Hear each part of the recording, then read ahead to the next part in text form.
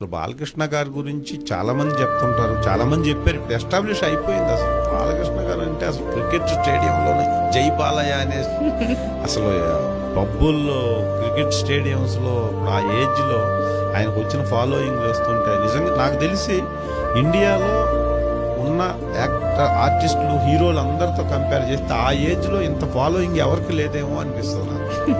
ఎందుకంటే good things అండి, good కర్మ అంటారే, మంచి కర్మ అంటారు చూసారా. మనం ఏది చేస్తే మనకు అది తిరిగి వస్తుంది అనేది తెలియకుండా. నేను ఈ మధ్య ఒక ఇష్యూలో నేను క్యాన్సర్ హాస్పిటల్కి వెళ్ళానండి. ఒక ఫ్రెండ్ రమ్ముంటే వెళ్ళాను, వేరే వాళ్ళ కజిన్స్కి ఎవరో బాగలేకపోతే. నవ్వుతో నా భవిష్యత్తు అండి అది. అస్సలు ఆ సేవ అనేది ఆయన చైర్మన్గా ఉండి ఒక క్యాన్సర్ హాస్పిటల్ కొన్ని వందల మంది అండి. అసలు కొంతమంది ఫస్ట్ స్టేజ్, సెకండ్ స్టేజ్, చిన్నపిల్లలు 3 సంవత్సరాల నుంచి 90 సంవత్సరాల వరకు ఉంటారు. వాళ్ళందరికీ అలాంటి సేవ చేసే ఒక హాస్పిటల్ని సక్సెస్ఫుల్గా ఎక్కడ ఏ ఎలిగేషన్ లేకుండా, ఇంత ఎలిగేషన్ లేకుండా మీరు ఆలోచించండి. అసలు మొత్తం తెలుగు ప్రజలందరూ ఆలోచించి ఆయన వ్యక్తిత్వం ఎలాంటిదో తెలుసుకోవాలి. ఒకటే, ఇప్పుడు నాకు తెలిసి 1982 సంవత్సరం నుంచి తెలుగుదేశం పార్టీ పెట్టినప్పటి నుంచి ఇప్పటి వరకు వాళ్ళ ఇంట్లోనే ఇతరు ముఖ్యమంత్రి లేకపోతే ప్రతిపక్ష నాయకుడు, ఈ రెండే కదా ఉన్నది. ఇప్పుడు ఫైనల్ అథారిటీ, స్టేట్కి ఫైనల్ అథారిటీ ఏంటి? ఒకటి సీఎం తర్వాత ప్రతిపక్ష నాయకుడు, అంతే. ఈ రెండు వాళ్ళ ఇంట్లోనే అప్పటి నుంచి ఇప్పటి వరకు ఉన్నారు. కానీ ఈవెన్ ఒక్క ఎలిగేషన్, ఒక్క అక్రమంగా కానీ, అన్యాయంగా కానీ, చట్ట విరుద్ధంగా కానీ, చట్టబద్ధత లేకుండా కానీ బాలకృష్ణ గారు ఒక పని చేశాడు.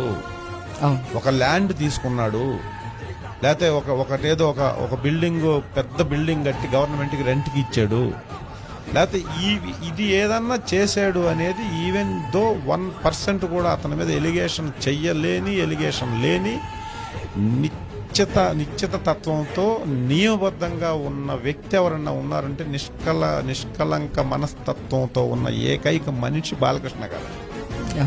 అందుకే ఆయనకి సెంట్రల్ గవర్నమెంట్ పిలిచి అవార్డు ఇచ్చింది. ఈ అవార్డు నాకు పర్సనల్గా ఆయన తెలుసు కాబట్టి గత 23 సంవత్సరాల నుంచి తెలుసు నాకు ఎలాగంటే నేను 2004లో మొదటి సినిమా బాలకృష్ణ గారితో యాక్ట్ చేసింది లక్ష్మీనరసింహ.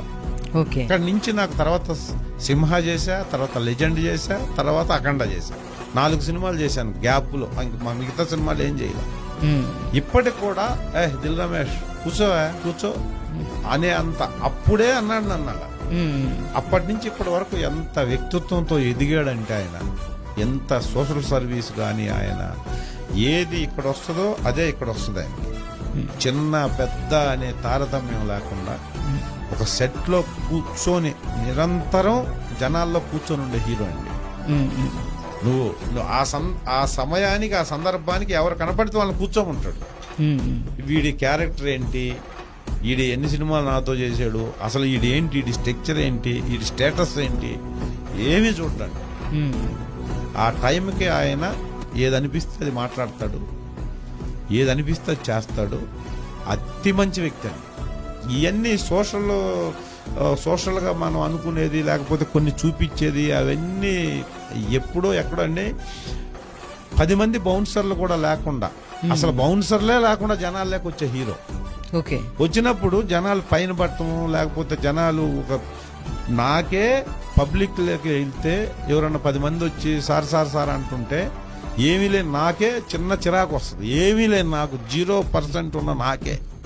మరి అంత పెద్ద హీరో అంత వచ్చే అలిగేషన్, ఆయన బౌన్సర్లను పెట్టుకోడు కాబట్టి పబ్లిక్ వచ్చేస్తారు దగ్గరికి.